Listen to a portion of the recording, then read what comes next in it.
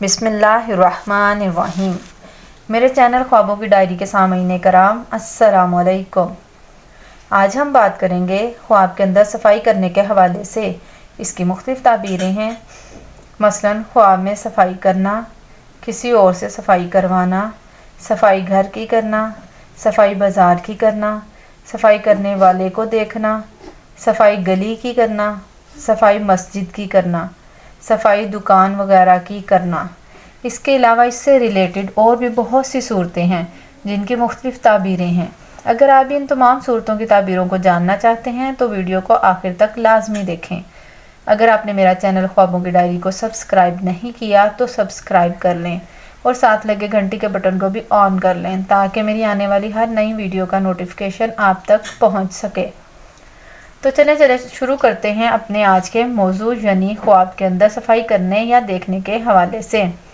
सफाई करना या सफाई करवाना दीनों दुनिया के कामों में इस्लाह करने की कोशिश करेगा, नेक नाम होगा।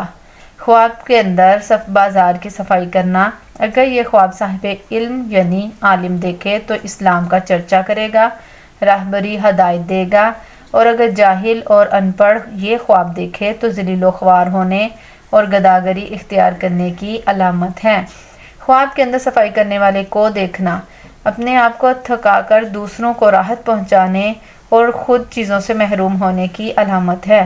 ख्वाब के अंदर गली और मोहल्ले की सफाई करना रास्ता साफ़ करने के मुतरादिफ है, किसी नेक काम करने का आगाज़ करने की अलामत है।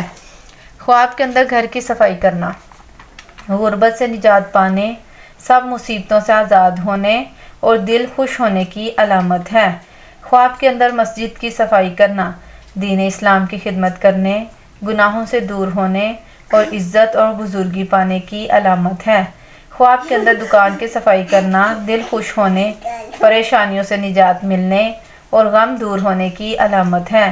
अगर मेरी वीडियो पसंद आई हो तो लाइक करें और सदका जारिया समझकर शेयर करें। अल्लाह आपका हामी और नासिर हो। अल्लाह हाफिज़।